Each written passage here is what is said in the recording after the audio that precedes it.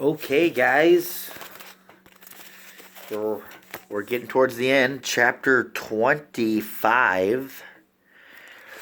So the last we left off, Edward got his head busted open. Bryce took him to a doll mender, a guy that has a doll shop. He fixed it, but he wanted to keep it. He ain't gonna fix it for free. So poor Bryce had to leave Edward. Edward's all alone. He lost another person he loved.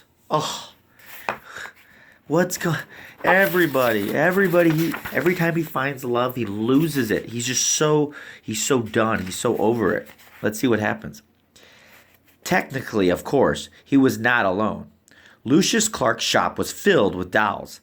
Lady dolls and baby dolls. Dolls with eyes that opened and closed, and dolls with painted on eyes. Dolls dressed as queens, and dolls wearing sailor suits. Edward had never cared for dolls. He found them annoying and self centered, twittery and vain. Vain meaning like they just think about themselves. Like they care about how they look so much. Like they're like, oh, how do I look? All that. This opinion was immediately reinforced by his first shelfmate, a china doll with green glass eyes and red lips and a dark brown hair. She was wearing a green satin dress that fell to her knees. "What are you?" she said in a high-pitched voice when Edward was placed on the shelf next to her. "I am a rabbit," said Edward. The doll let out a squeak. "You're in the wrong place," she said. "This is a shop for dolls, not rabbits." Edward said nothing. "Shoo," said the doll. "I would love to shoo," said Edward, "but it's obvious that I cannot."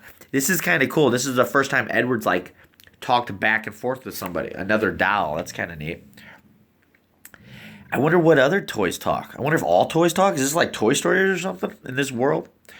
After a long silence, the doll said, "I hope you don't think that anyone is going to buy you." Again, Edward said nothing. "The people who come here want dolls, not rabbits. They want baby dolls or elegant dolls, such as myself. Dolls with pretty dresses, dolls with eyes that open and close."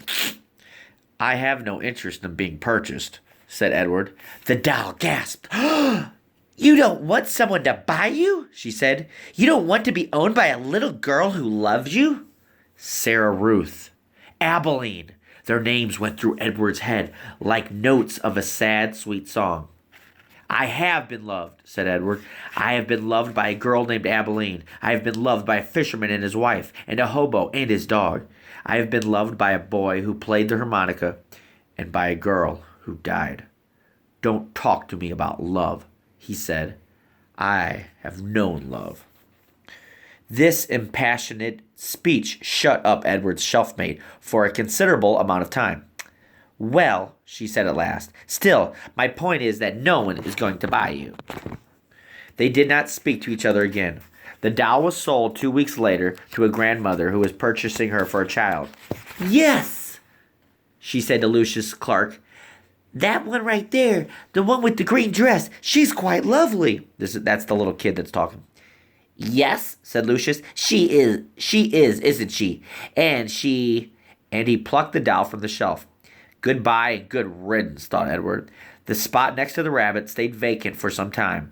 Day after day, the door to the shop opened and closed, letting in the early morning sun or late afternoon light, lifting the hearts of the dolls inside, all of them thinking when the door swung wide that this time, the person entering the shop would be the one who wanted them.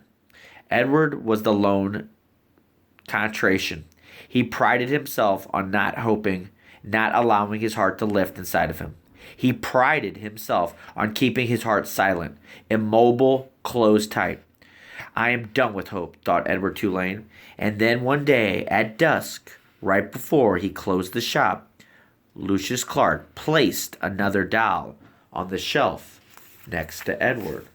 Ooh, I wonder who this new doll is going to be. All right, next chapter. Oh, well, here's a good hint.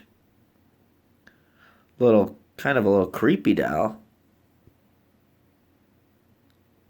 Kind of reminds me of Annabelle. If you guys ever seen the Scary Movie, but trust me, this ain't Annabelle. It ain't gonna attack anybody.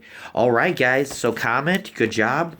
yeah, Edward's he's lost love so many times. He's just like, no, I don't even care. I'm not even gonna hope that someone's gonna love me. I'm not even gonna hope that someone's gonna buy me.